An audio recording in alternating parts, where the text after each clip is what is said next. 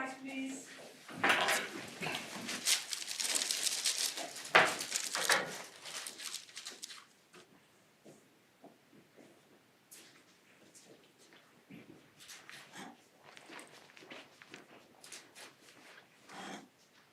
Please be seated.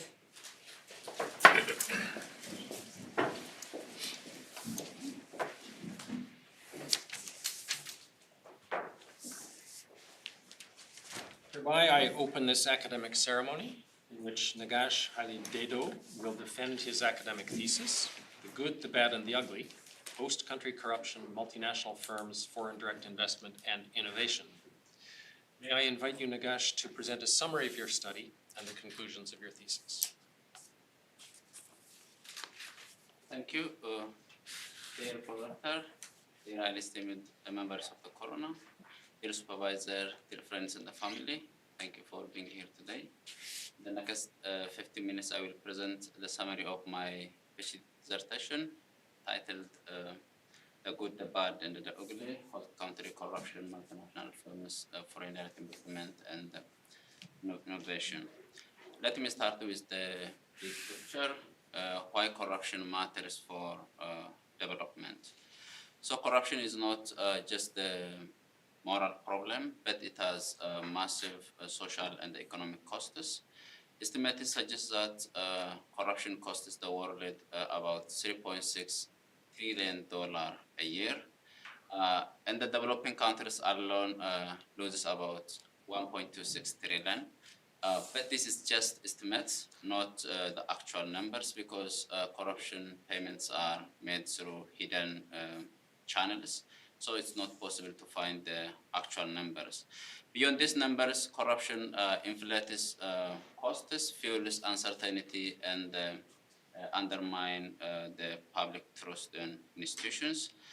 Because of this, it has massive consequences on sustainable development. Interestingly, all countries have laws against corruption, but corruption is still a widespread challenge at the global level. So the question is does this matter for the FDI-led development? So many countries compete to attract foreign direct investment, expecting that these multinationals bring capital, advanced technologies, and managerial know-how, expecting that this may boost their local development. But when investing in foreign countries, multinationals face challenges, particularly corruption. So research suggests that corruption discourages foreign direct investment. But the reality is still many companies are investing in corrupt countries, and the issue is much more complex than what the research suggests. Maybe the reason is so these countries also provide opportunities for growth for these companies. So the firms face the tension. They face the high risks and the uncertainty to corruption, but also these countries may provide a better opportunity for growth. So the firms have to deal with such environment. The question is how multinationals deal with such environment, and what does that mean for development? To understand this, I conceptualize three type responses of the firms. The one is some firms maybe develop some good behavior that we call the good, which are the principled resistors of corruption. The others are maybe the bad ones. So these are maybe sees corruption as the way to benefit or the way to gain advantage. And the others are maybe they are actually reluctant accommodators. Maybe they are engaging corruption if they are pressured to do so. So the same environment may trigger heterogeneous behavior. So the research question is, how do multinationals adapt their strategies in such environment? And what does that mean for the local development? Though in the second chapter of my dissertation, I ask how learning in corrupt environment influences the firm's subsequent investments. and how the home country enforcement changes the effect of this learning. I analyzed more than 91,000 investment locations across 101 countries using data mainly from Financial Times of the FDI market. Then to obtain some firm level characteristics, I match the FDI market with the Orbis database. I use the conditional logic model to estimate the effect of learning and the home enforcement on the investment locations in host countries.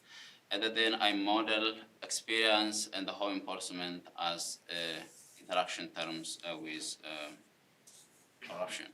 The result suggests that host country corruption deters investment, but this deterring effect of host country corruption increases with home country anti-bribery enforcement. Home country enforcement increases the risk of being detected and being punished, so this increases the costs, and then the deterrence effect of corruption increases with that. But if the firms are learning in corrupt environment, this helps firms to navigate, and this reduces the risk of corruption, and this firms may less discouraged by corruption. I conceptualize two types of learning. So once they start operating in corrupt environment, firms may develop two distinct learning. One is what we call dirty hands learning, and the second one is the clean hands learning. So the dirty hand learning is firms learn how to benefit from corruption when investing in such environment. And the others may develop capability how to resist corruption and doing their business ethically without engaging in corruption. But when the home country increase the enforcement of laws against bribery abroad, this may change the effect of this learning. So the result of my analysis shows that home country enforcement limits firms from exploiting their dirty hands learning in corrupt countries. So if the firms learn or develop some clean hands learning, that's not actually much risky for these firms. In the third chapter, I analyze how the firm's CSR capability or CSR governance capability and the enforcement of laws against bribery abroad in their home country influences whether the firm establish greenfield subsidiary or acquire the local entity. Then I analyze more than 122,000 investments across 105 countries. Then I combine the data set from different sources. One is the greenfield investment coming from the FDI market, and the M&A or the acquiring the local entity part is coming from the Orbis Zyper global M&A database. Then there is no unique firm ID across these both databases. So I use the matching algorithm to match both data sets. Then I match the FDI market with the Zyper firms using firm names.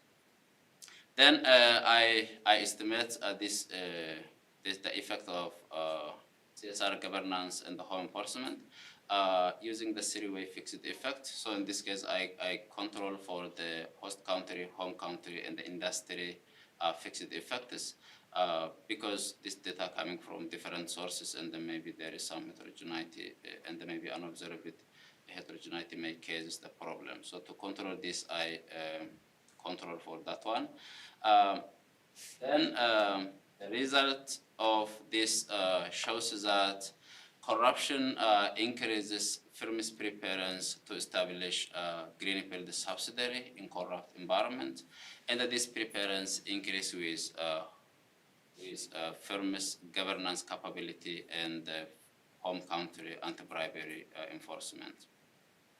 Then this result highlights that the firm's governance or ethical governance capability increases the competitive advantage of establishing greenfield subsidiary in corrupt environments. The reason maybe is greenfields actually allow firms to have better control over foreign operations, or it also gives actually better flexibility to adjust their investments. But the M&A may increases the risk of inheriting corrupt behavior from the local entity, and that may also increase the post-integration challenges. In the next chapter, I shift the focus from the firm strategy to their broader societal impact, and I ask whether host country corruption influences the innovation enhancing effect of foreign direct investment in emerging economies, and how this effect is influenced by the MN's home country anti-bribery laws. Then I analyze more than 10,000 firms.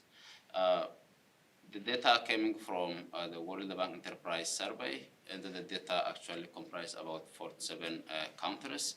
Then I combine the World Bank survey data with the FDI market. So the FDI part coming from the FDI markets, and the innovation and the other firm characters are coming from the World Bank Enterprise Survey.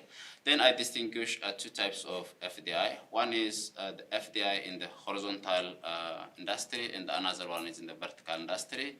So in the horizontal industry, we conceptualize, so the knowledge spillover is within the same industry. And the vertical one is the knowledge spillover is across industry along the supply chains. I use the first difference instrumental variable estimation technique to analyze this data. Then I instrument FDI to address the endogeneity concerns. So FDI is actually endogenous to the local innovation, and so I instrument FDI to address such concern. The result shows that FDI, both horizontal and the vertical, actually stimulates innovation among local firms. But this innovation gains from the FDI is limited or deterred by host country corruption.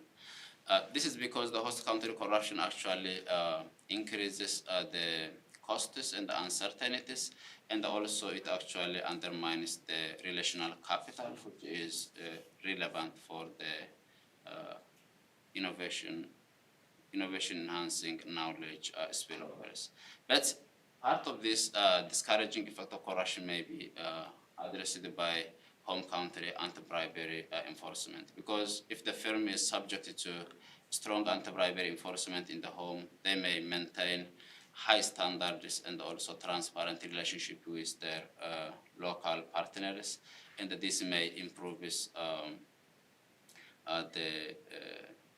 reduces the negative effect of corruption. But my result shows that the vertical spillover is much stronger than the horizontal one. So let me summarize my presentation by highlighting key contributions and the implications for policy and the practice. The first contribution is, so the dissertation shows that the firm's response to host country corruption is systematically varies with their internal capabilities and also the external pressure the firms face. Then to understand this heterogeneity, the dissertation also integrates perspectives from different theoretical perspectives, then the organizational learning, transaction cost economics, and also knowledge-based view of the firm to explain firm behavior in the context of corruption. It also highlights the role of home country institution in affecting the firm's developmental consequences in host countries. It has also a message to policymakers. In the host country, the message for host country governments is so institutional reforms aim to reduce corruption is actually very important. This not only actually attracts more investment, but it also improves the developmental consequences of these investments in the host country. It has also the implication for the home country for the multinational corporations. So strong enforcement in the home country sends a message that engaging in bribery abroad will be punished, and this not only actually levels the playing field for high ethical firms, but it also supports the outcomes in foreign market. For international firms, so coordination of international anti-bribery framework is actually very important, and also expanding this framework is to include major emerging markets are actually very important. The message for business leaders is ethical behavior isn't just a legal obligation, but it is a strategic advantage.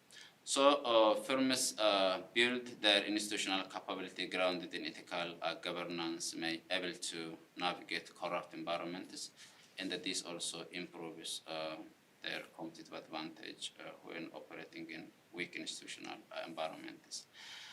So this implies that so being among the good rather than the bad or the ugly is actually protects firms from legal or risks, legal or reputational risks, and that may improve their competitive advantage. So what is the implication for future research or the agenda for the future research is, so one thing is in-depth use of case studies may help to understand the micro process of learning in corrupt environments, such as how the clean hands and the dirty hand learnings emerge, and also how these evolve over time. So that is maybe the avenue for the future research. Another one is maybe instead of using the ESG, expanding the more broader sustainability indicators also can maybe help to understand the issue. The last point is maybe the Trump effect. So that is actually very important. So Trump actually cuts the enforcement of the Foreign Corrupt Practices Act. That is the leading anti-bribery enforcement law. So maybe the future research can also use this as a quasi-natural experiment. Then maybe see how firms and the countries also respond for this effect. Thank you very much. I give the floor back to the prolector. Thank you, Negash, very much for your presentation. It's time to begin the opposition, which will be opened by Professor Martin Carré, Professor of Industrial Organization at this university and the Chair of the Examination Committee. Dear candidate, first my compliments for the book, its rich content and the title. The Good, the Bad and the Ugly is a legendary spaghetti western by Sergio Leone. It's three men on the hunt for a treasure during the American Civil War. It accumulates into a song, Ecstasy of Gold. It is by, of course, Ennio Morricone, and it is sung in a movie by Edda Dell'Orso, a beautiful song. A man running through a graveyard seeking for the money pit. It's a well-chosen title as it also reflects how businesses may use different strategies to find and exploit profit opportunities. My question is on Chapter 2. The abstract of Chapter 2 starts with a strong and clear statement. Host country corruption discourages multinational firms' foreign investments. Point. And this is also reflected in your hypothesis 2.1. Now, yes, when one hears the word corruption, we immediately get a sense of disapproval about it. But there are also some with a more nuanced opinion who see it as grease instead of only sand in the wheels. You indicate this opinion also directly on page 1 of your thesis, where you say that it has been argued that corruption can act as a compensatory mechanism that facilitates transactions when the formal rule of the game are weak or incapable of ensuring predictable contract enforcement and economic exchange. So, if bureaucracy is slow, firms may like to speed up things a bit by giving a little bit of side money to civil servants, usually with low income, so that they run a bit faster. I do not find such an idea of a little bit of corruption may be beneficial for firms, of that the host country having a slow or bureaucratic government may affect the extent to which host country corruption reduces foreign investment. So a moderating variable of host country bureaucracy in a model. Instead, you focus on home country or firm experience and not on further host country aspects next to the corruption index. Would that not be a logical addition to your figure 2, conceptual model of chapter 2? This is my question. Thank you, highly esteemed opponent. Yes, corruption issue is actually much more complex to understand. But in general, the literature shows at the aggregate level, corruption is actually discourages foreign direct investment. But when we come to the firm level, yeah, it may be greases or it may be sands the firms, so depending on the host country situation. So that's why in my analysis, actually, we use the learning in host country and also other corrupt country environments. Maybe these firms sees corruption as yeah, so they have no experience and they develop some capabilities how to deal with such things, how to pay bribes or how to hide such bribes, and that this may be actually help them to navigate. But when we introduce the home country situation, the response, yeah, it changes actually. So initially my point is, so yeah, general corruption is actually bad for the economy, but some firms sees it as a good or maybe helpful to navigate the bureaucratic challenges. But if the home enforcement actually is strong, these firms can be detected and maybe the cost is actually is too high.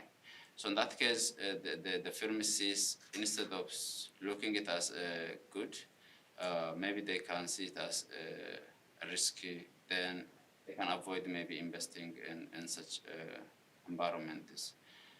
So in my conceptual model, actually, so my initial point is corruption is bad for the economy. Then I brought the learning, and then the learning actually helps them to navigate. Also, the home country corruption is also strengthens these costs.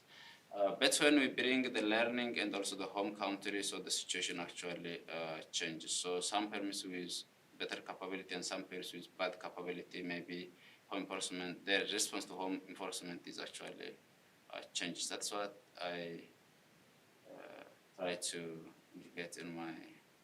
Yeah. No, so indeed you did. So you looked so carefully at those moderation effects. So indeed the experience of the firm and also the home country where they come from. But you don't really look at so much more at the host country where it goes to the bureaucracy there. Also not as a control variable. Have you been thinking about it, incorporating, or is it difficult to get a good measure of bureaucracy? Or that was just what I wanted. Yeah, thank you for the nice idea. So one issue is actually I include too many macro level variables or indicating some institutional variables or some other economic variables. For example, the bureaucracy in the host country and also corruption in the host country is actually highly correlated.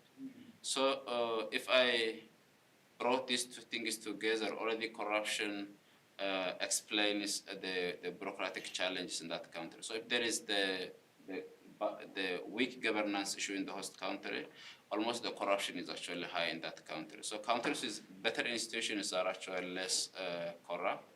So one challenge was instead of including many variables, so to reduce the multicollinearity problems and also yes, I exclude actually this, but my view, yeah, the bureaucratic challenge, the weak governance issues are already captured by host country corruption, and that's what actually I exclude. But the data is actually already publicly available for different indicators of the bureaucracy and the governance at host country. Okay, thank you. Thank you. The opposition will be continued by Professor Dr. Gabriel Benito, who is a research professor at the Norwegian Business School. Thank you. Dear candidate, it was a great pleasure to read your thesis, more than even once, and to revisit it several times. You're dealing with, I think, a very, very important issue. And you do it in a systematic way. You do it by focusing on the important aspects of the phenomenon of corruption. And you're doing it in a rigorous way and using data in inventive and but still systematic, structured, and rigorous ways. So I compliment you for that.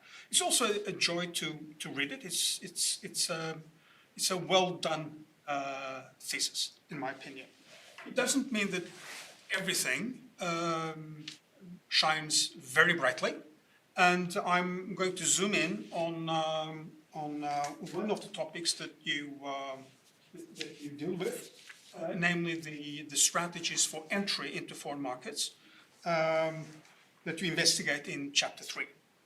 And as you know, what is commonly called the mode of entry decision is one of the most studied decisions by companies in international business, international strategy. There have been 50 years of work on this, with hundreds of articles done on this, and it's a fairly well-established and elaborate, say, body of research on this topic. With that as sort of the background, I find your treatment of the dependent variable of your study in Chapter 3 somewhat lacking in particular two respects. One is your treatment of the differentness between the two main alternatives. Greenfield investments are held as highly flexible ways of entering a country, ensuring full alignment with the standards and operational and strategic routines of the multinationals entering, and therefore giving the multinational a lot of opportunity for making their own path into a country by using greenfields. This is explicitly noted in both in the introductory chapter, but also in the chapter itself, Chapter 3, page 59, for example. The quote was almost verbatim from that. On one hand, and up against mergers and acquisitions, which are held up as almost of squares that you have to take as they are. And you cannot readily modify them whenever you go in. So you have the two very distinct ways of enter. But that is somewhat naive if you are a manager making these decisions, or a business owner making these decisions for a variety of reasons. One is that merger and acquisitions are also to some degree flexible. You can shed off parts of what you have bought, for example. You can bring in new parts. It's a start. It's a foot in the door. It's not necessarily the end of the story. So there is flexibility, but also inflexibility in both ways of going in, which makes the clear distinction between the two perhaps less clear than what comes out of your treatment of the modes of entry. So it's somewhat naive, at least, description of the entry modes, but it's also somewhat simplistic in the sense that you disregard, and you do this quite explicitly, disregard the ownership aspect of entry modes. So you can go from a relatively small equity share to 100% equity share in reality. And you say, well, that's not what I'm going to do, what to look at. But in reality, the mode of entry is a bundle of both ownership decisions and the decision between starting from scratch in a greenfield or acquiring something that's already there. And it cannot be easily unbundled, particularly given the theoretical perspective that you apply in this paper, which is a transaction cost organizational economics perspective on this.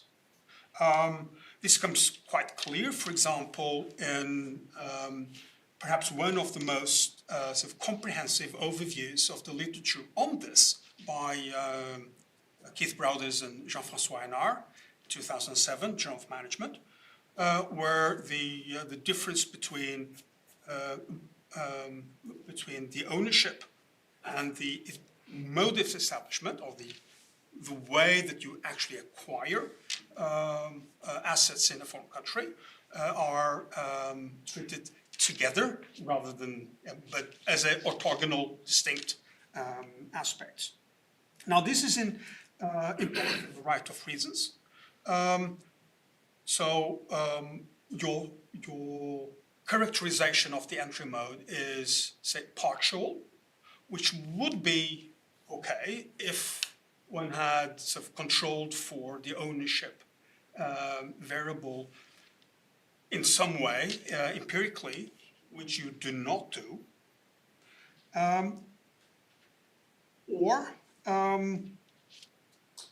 that you totally disregard it, but then you have to assure that the data that you have on both greenfields and on merger and acquisitions are in fact 100% fully owned entities.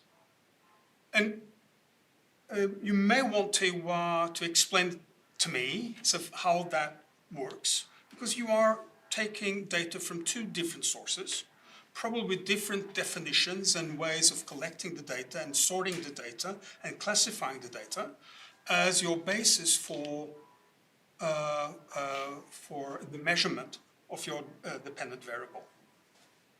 I noticed, for example, that your Sapphire data, the merger and acquisitions data, there the data include majority merger and acquisitions. Majority means presumably more than 50% ownership in the venture, whereas presumably, but I'm not sure, the FDI data that you use for measuring greenfields are for full greenfields.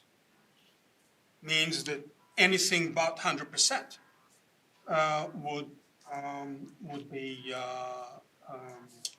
would not be included in the database. Can I ask you to come to your question? Yeah, there is a discrepancy there that in those two that I would like to know how you handle, not just to identify the firms, but actually that you may be measuring the two categories in different ways. What are your thoughts about that possibility? Thank you. Highly esteemed opponent. So the points you raise are actually very interesting. The challenge is actually obvious. So we are using different data sources. One is from Orbis and the other one is from FDI market. For my main analysis, actually, I'm using the majority controlled MNS, but obviously the greenfield is fully controlled. But my point is, so my idea is to compare how the firm chooses between greenfield and the M&A, given the same set of firms. So what I did is first I matched these two data sets based on the firm names, based on the text matching algorithm of firm names. Then I kept only the firms, the matched firms. Then next, greenfield is actually the controlled one. So to compare with that, I take the majority controlled. Then next, what I did is I maintain only MNS if these firms have at least one investment in greenfield. So that allows me to compare the greenfield and the M&A given the same set of firms. So I'm comparing. So the firm is now sees both options as a viable option. Then they are looking for two three options. Then, in my view, this can maybe reduces the challenge, the challenge coming from different definitions and the different sources. That's the case. But my point is maybe so I'm comparing the same firms, so taking the same firms, making two decisions. So I'm not comparing two different data sets. So in that case, that maybe reduces the points. But in the future, maybe so better option, or maybe the same data set that provides maybe same definition for the two, maybe okay. But my point is I'm comparing the same firm, choosing two decisions, and that maybe gives me some better results in terms of the measuring the dependent variable. May I have a very, very short? No, I'm sorry, we have to move on. The opposition will be continued by Dr. Micheline Groothuis, who will be student research fellow at UNU. Dear candidates, Negash. First of all, I would also like to congratulate you on the completion of your dissertation. I agree with Professor Benito that you have written an interesting and very ambitious thesis that on a very relevant topic, how multinational corporations navigate corruption in host countries and how it affects their investment strategies and innovation. I found it empirically strong and theoretically enriching, and it's contributing to an important debate in international business and development in corruption context.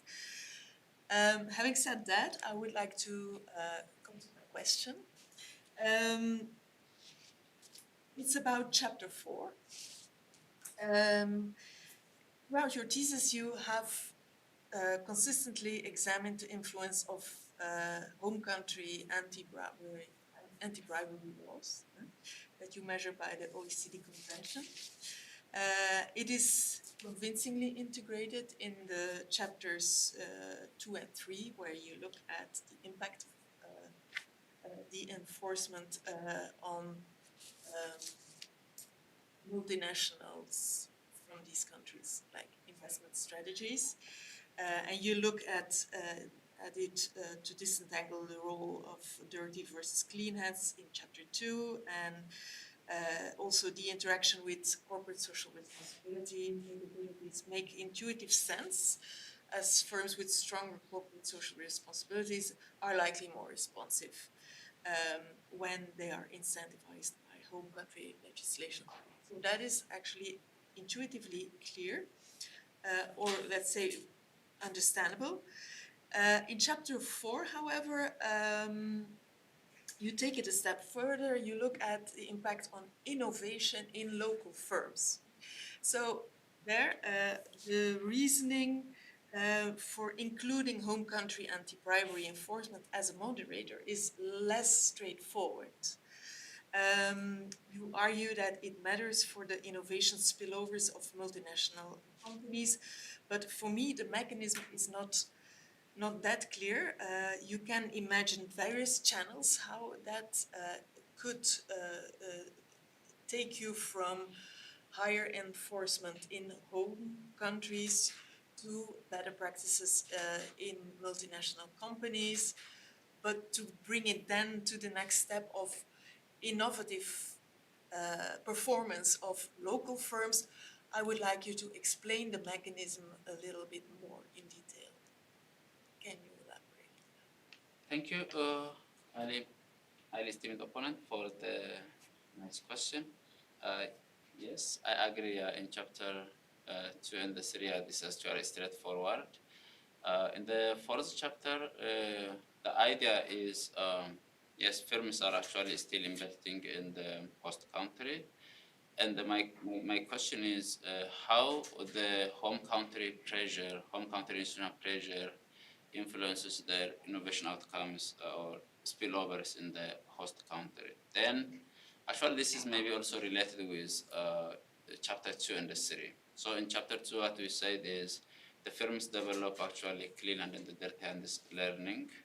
So in that case, firms develop the better management practices and the governance practices that maybe prevent this engaging into corrupt practices. So when there is home country enforcement, so firms are actually subject to these home country pressures, may develop capabilities to deal with when they invest in corrupt countries, they develop some capabilities. So my point is, so these countries, these firms actually, they are actually careful for their interaction with the local firms. So one thing is maybe when they interact with the local firms, actually, one thing is they maybe ask their local suppliers or customers actually to maintain the ethical business practices. So in that case, the local firms, instead of using bribery or corrupt practices to make business, these firms actually have to also invest in, so to compete with the others, so they have to invest in actually innovation-related activities. So there is the pressure from home. This actually pressures firms also to put pressure on their local firms. This is one idea. The other thing is also, if these firms are actually subject to the home enforcement, they also take their capabilities with them. So when they expand abroad, so they have to transfer their home country governance capabilities in their foreign operations. So in that case, this home country, the transferred knowledge is also helpful for local firms. So I measure the degree of home enforcement in the industry. Then I interact this with host country corruption and see if investment is coming from strongly enforcing countries have better innovation spillovers to local firms, or if it helps mitigate the corruption effect. So my idea is actually, this is actually my idea. So there is two ways. So from transferring from home to foreign market, and also from subsidiary to actually local firms. They expect actually their suppliers and the customers also maintain the ethical best practices. So in that case, firms invest on more innovation and also capability building activities, and that helps to reduce the negative effect of corruption. That's my point. Thank you. The opposition will be continued by Dr. Vittorio Scalera online. She is an associate professor at the Amsterdam Business School. Good afternoon, and dear candidate, first of all, I would like to join my colleagues in complimenting you for your very good and well-written dissertation. It was a pleasure reading it. It's very timely and very well positioned, I think, within the international business literature. Now, I'll move to my question, which is an extension of the previous discussion you just had. The question relates again to chapter 4. And in particular, my question, my curiosity is about what you think can be differences across industries in the effect of host country corruption and the relationship with domestic innovation. particularly since you measure domestic innovation with, well, a categorical variable, but it can take the value of one if it is either product or process innovation. And we know that these two ways of innovation entails different processes, different IPR protection strategies, different type of knowledge transfer, and so far and so on. I'm wondering what is your take in terms of different effect across industries in this relationship between host country corruption and innovation?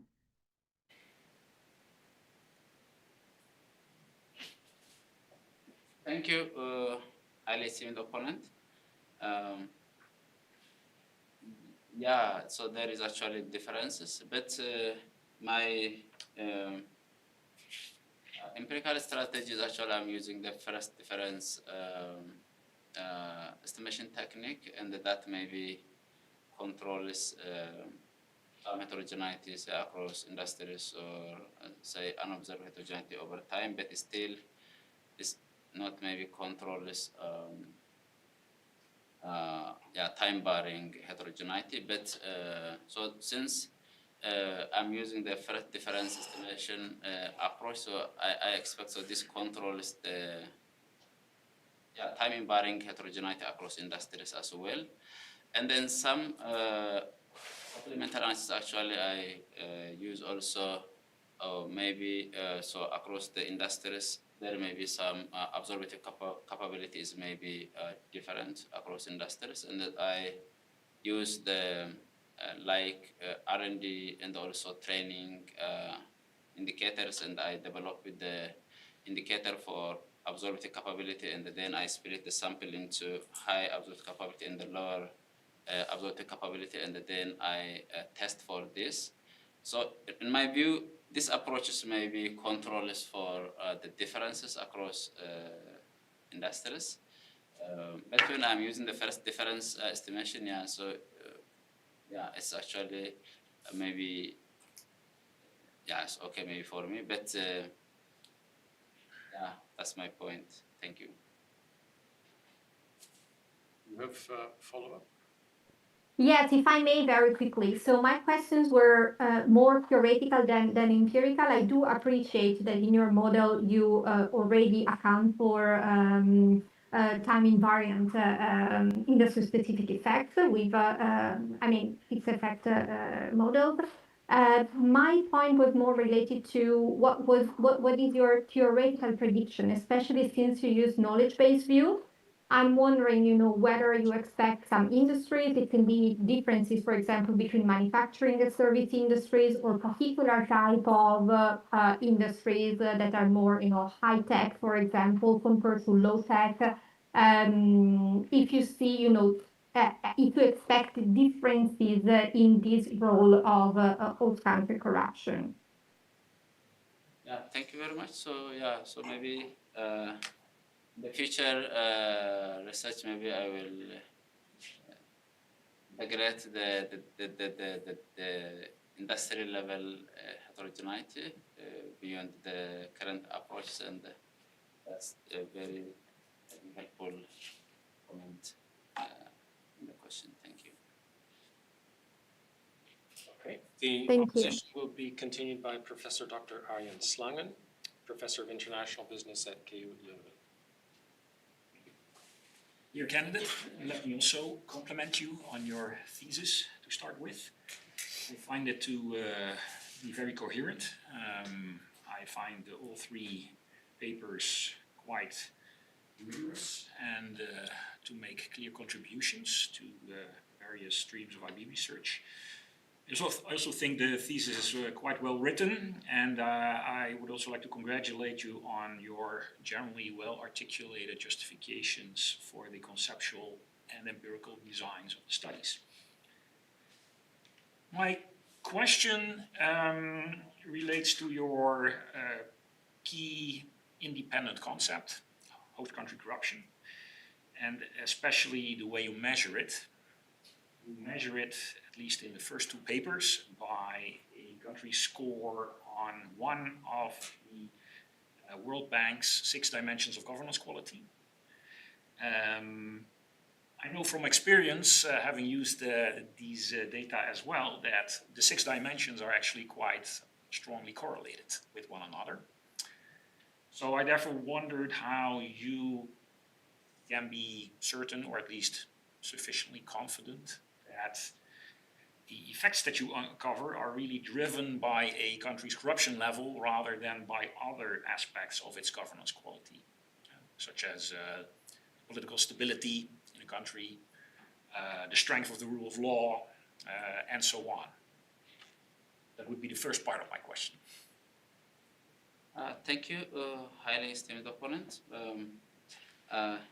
My point is, yeah, these governance indicators are actually highly correlated in the host country, but I'm also taking into account the home country anti-bribery enforcement. That is mainly works with host country corruption. So the firm's behavior in the host country is, or the firm's response to home country enforcement is actually mainly related with the level of corruption in the host country. Beyond that, I also tested some tested some alternative hypothesis. Actually, not alternative hypothesis, but supplementary analysis for the issue. But the issue is, so the home country enforcement is actually much important to understand that the firm's response to host country corruption is really driven by corruption rather than other indicators of governance. Yeah, but also the literature also suggests, based on the literature, corruption issue is actually is complicated and challenging. But my point is, so I'm taking to the home country issue, so firm's related with that, and also my supplementary analysis also gives me some confidence in my results. Okay, so your main response is, I take into account the level of home country enforcement of corruption. Therefore, the effects that I find must be driven by corruption. But I think I can actually make the same argument for the degree to which a home country enforces anti-corruption laws. I can imagine that the countries with the highest score on that moderator are typically the ones that also score high on political stability, strength of rule of law. So I'm not sure whether the inclusion of that moderator fully does the job, but okay, I understand that it does increase perhaps somewhat the level of confidence in your results. But if I may also ask a second question. So in the final paper, you suddenly measure corruption in a different way, right? You use it, you measure it by means of the survey data that you employ in that chapter. Why that sudden switch? Within a thesis, a doctoral dissertation, I might have expected you to stick to the same measure in the different papers. So why your decision to switch? Thank you very much. In the first 2 chapters, I use actually the World Bank control of corruption score. But in the first chapter, actually, I constructed the indicator based on the World Bank Enterprise Survey. So if you compare the corruption from the World Bank Enterprise Survey and the control corruption indicator from the World Bank, the survey result is, the survey indicator is actually better, because this one is actually measures. Actually, the question asks, for example, some informal payment is made by the firms as a percentage of annual sale. That is actually indirectly praised, and so increase the firms. During survey, it actually increase the survey responses. But the challenge to use the same thing is, this one is better, but only limited for the emerging and the developing countries. So, but in my chapter 1 and chapter 2, my thesis actually covers broader countries, including the advanced economies. But in the first chapter, it only limits the emerging and the developing economies, and so I decided, instead of using the World Bank data in chapter 2 and chapter 3, so since this is the better indicator, so I can use, actually I mentioned this in the text also itself, I think. So that was actually my reason. So it's better, but the data is available only for the emerging and developing economies. Okay, but it does make the results in the final chapter vulnerable to common method bias, I would say. Okay, let's not get into that also for the sake of time. So it may be a better measure, but you're suddenly measuring the DV and the IV using the same data source, which is also a downside. I actually, what I did is actually I compared the World Bank Enterprise Survey and also the World Bank Control Corruption, and the correlation coupling between these two sets are actually so close to 0.8. So my total, so it's, the correlation is high, so these two indicators are actually gives not much different result maybe, but given this one is better, so I stick on that. Thank you for the comment. Yeah. The opposition will be continued by Dr. Sarah Edris, who's assistant professor at the School of Business and Economics at this university. Yes. Thank you. I'm happy to participate in this ceremony and engage with this impressive dissertation. I compliment you on ambitious work that contributes to our understanding of multinationals and weak institutional environments. I'm actually developing a class that will be titled Innovation, Sustainable and Global Development, where we could actually feature just this dissertation, but definitely chapter 2, which I first read in the Journal of International Business Studies. And I have two questions that relate to this paper specifically. So the first is, to what extent do you think dirty hands is path dependent? So once a firm internalizes these routines, how easy is it for them to unlearn them? Thank you, highly esteemed opponent. Yes, in the chapter 2, the dirty hands, the chapter is actually mainly the international business paper. The dirty hands learning, what we conceptualize here is, yes, firms actually develop this learning and that they adapt. But once they develop this learning, they are actually use it when expanding foreign markets. Yeah. So the challenge becomes if there is actually mechanisms to detect this, say, bribery or some unethical activities, and this increases the risks for these firms. Yeah. So in that case, so using this further maybe actually risks firms, and maybe so home enforcement actually brings this learning more challenging and risky. So Yes. Yeah, I mean, routines are hard to change and it takes time, so the easiest way, I guess, would be to let people go who have been engaging with these routines. But would be interested to know actually where are these routines located? Are they the host country team or also in the headquarters? yeah, the idea is this is the learning, the capability, and maybe once it actually emerges in the subsidiary in this foreign markets, but companies actually use this learning to also invest in other countries. So there is the knowledge. This actually the knowledge, and the firm maybe uses the knowledge created in their subsidiaries to also when they expanding in other countries also. The idea is, so once the firm learn in corrupt environment, they can use this capability to manage in other similar countries.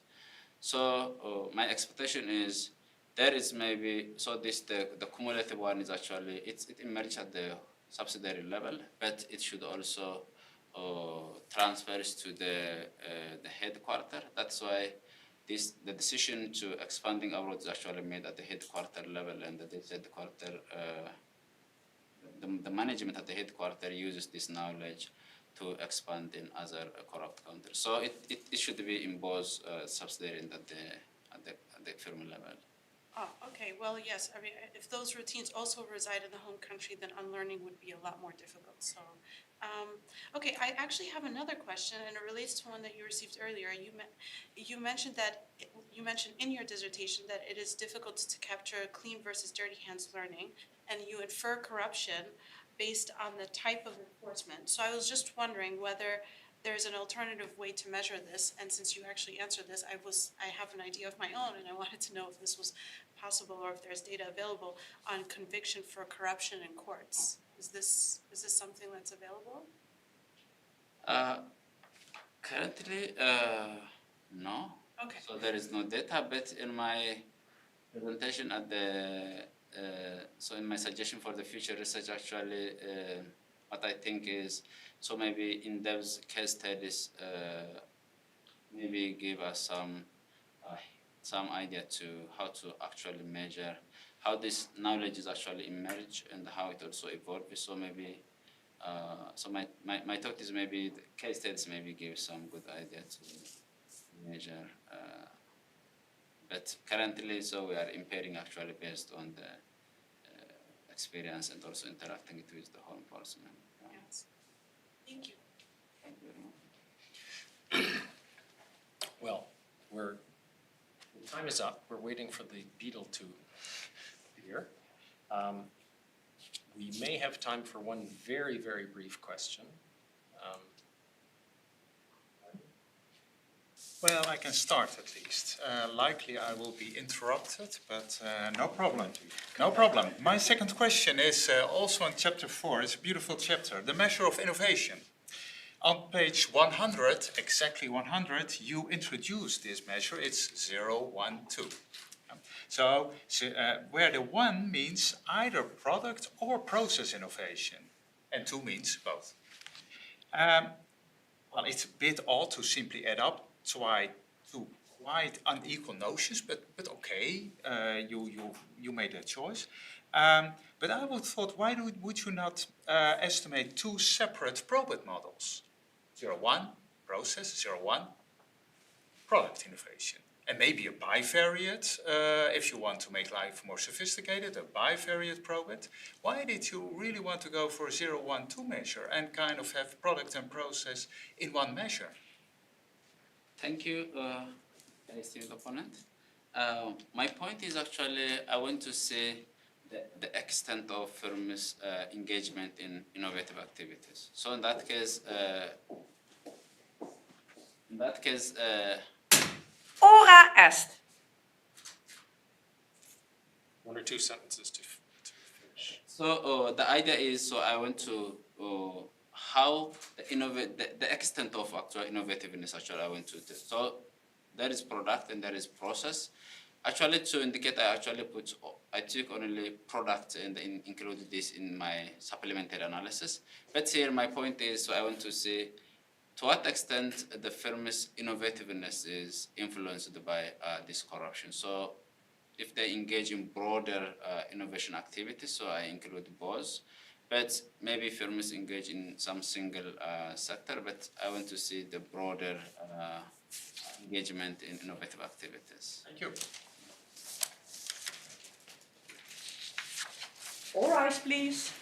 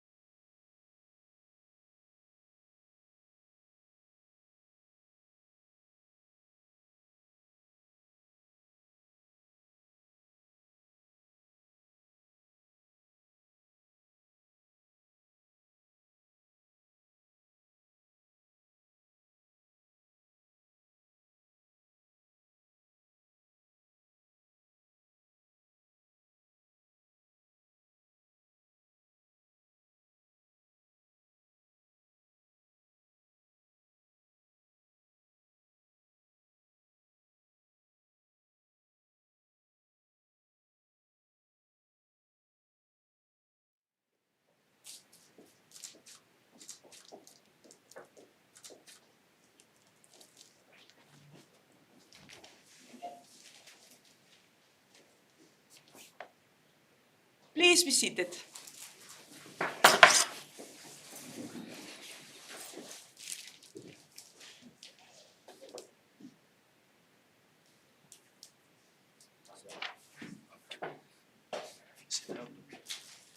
Negash Haile Dedho.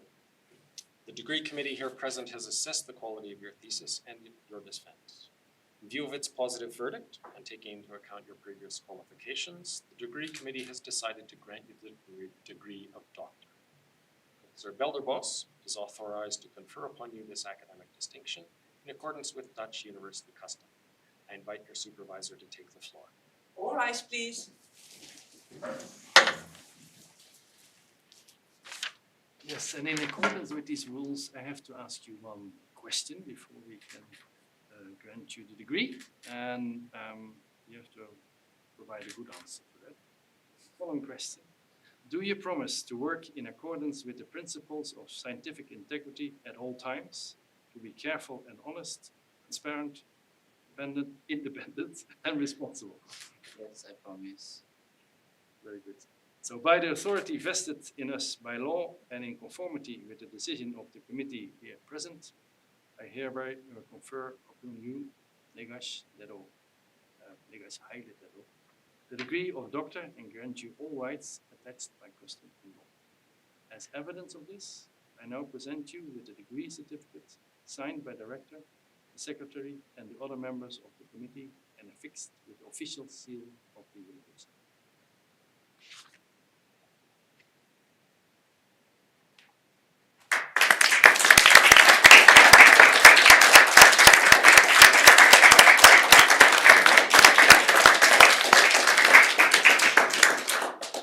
Please be seated.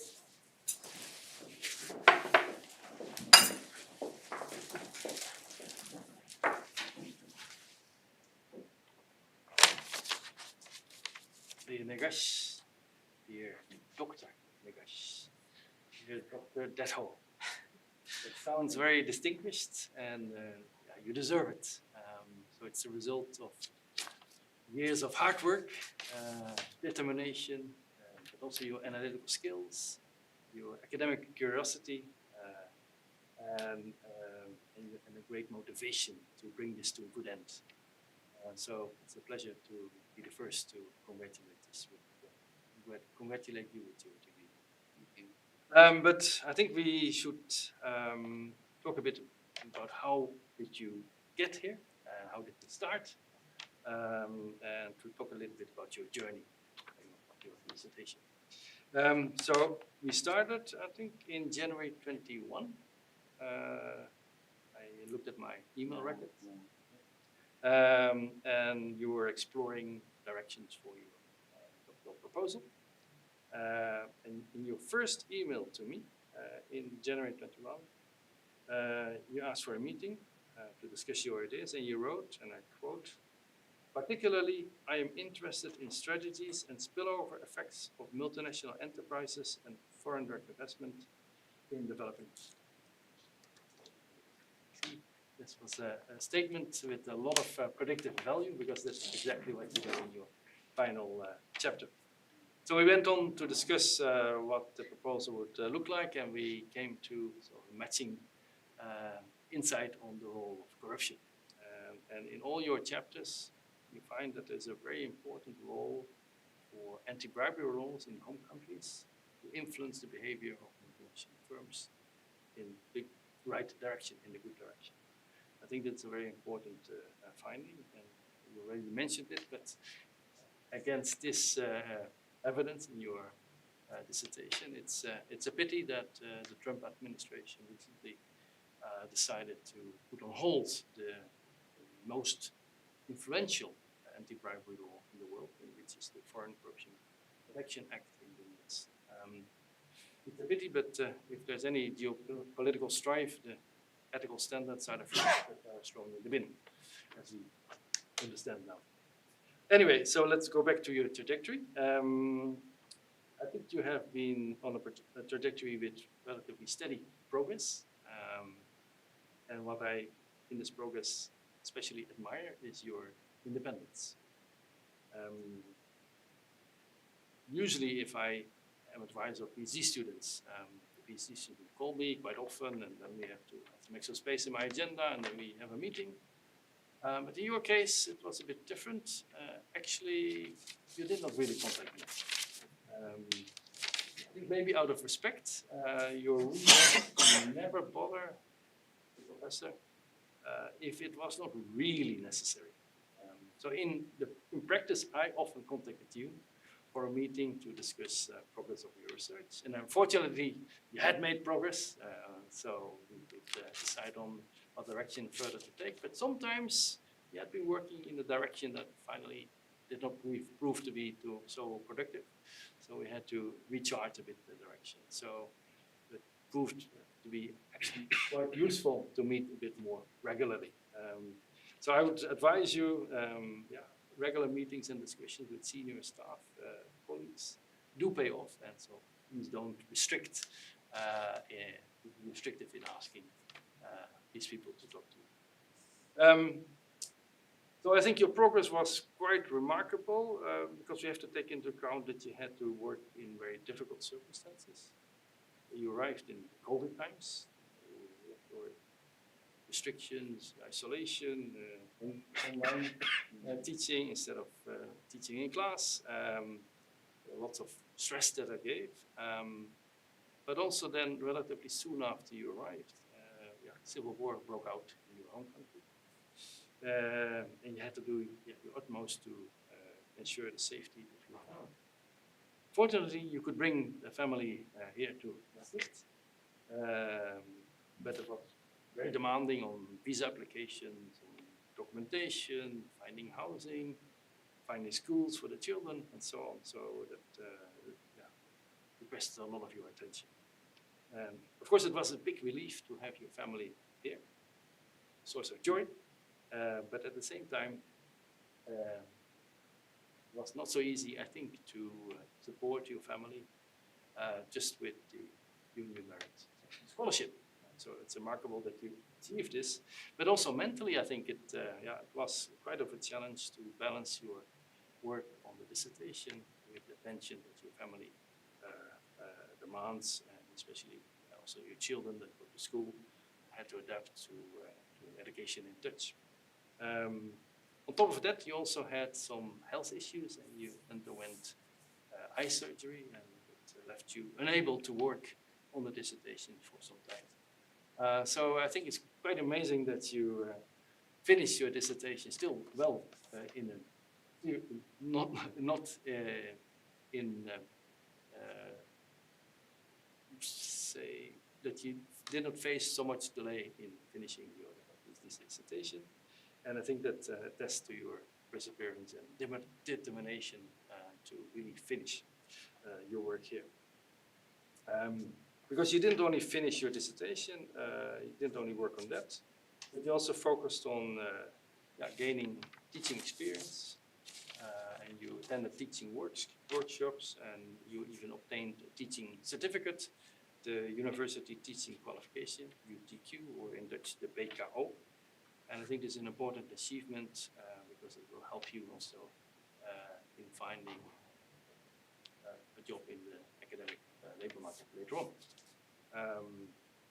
Besides that, worked on your dissertation, worked on teaching experience and teaching qualifications, but you also, of course, worked on getting the individual chapters published.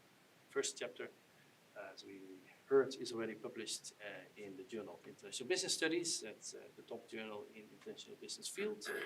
And not only published, did you publish the paper, but also the key message of this has been described in two policy briefs at Union Merit and Northeastern University, because the results have some important impact, important conclusions are drawn for policy. In the other two chapters you have recently been revising, and they have been submitted to the top journal in corporate strategy, the Strategic Management Journal. I think we see, although we might have to go through some revision rounds, but I see some good opportunities to get them published in the journal or in another reputable journal. So we could say that you are ambitious publication strategy is really demonstrating the quality of your research in this dissertation. Currently, you're working as postdoctoral researcher on a project financed by the KU Leuven. So we have been able to continue our collaboration. But by next academic year, you hope that you have found an academic position, preferably maybe in the Netherlands, where you can continue your academic career in teaching and research. And I think your qualities will probably not go unnoticed, I hope, in the labor market, so that you will have a successful academic career. I think I should mention that your hard work and achievements would not have been possible without the strong support you have received at home. So I would like to thank your wife, Hanne, for her support during these years in Maastricht, and also your children, Elinatan and Azarias, for their patience in having to share that with this ambitious academic project. But you will be proud of his achievement and relieved that finally this project has come to an end. And in closing, I would like to thank a number of other people that have various contributions to this PhD project. First of all, I would like to thank Alvaro for his deep insights and his collaboration, fruitful collaboration in the last couple of years that have really helped to improve the dissertation and the research that Negash have been able to achieve. I would also like to thank the chair of the assessment committee, Martin Kay, and the members of the assessment committee, Gabriel Benito, who came all the way from Norway to join us here during this public defense, Victoria Scalera and Micheline Goedhuis, and of course also the members of the defense committee today, Arjen Slangen and Tara Edris, for their probing questions to make this ceremony, maybe you won't agree with it, but more fun, I would say. And of course I would like to thank you, Negash, for giving me the opportunity to work with you. It was a big pleasure. I wish you all the best in your academic career and all the happiness with your family. Congratulations.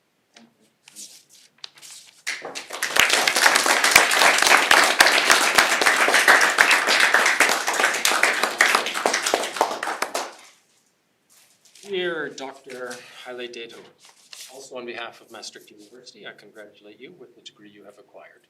And with this, we close this academic ceremony. All rise, please.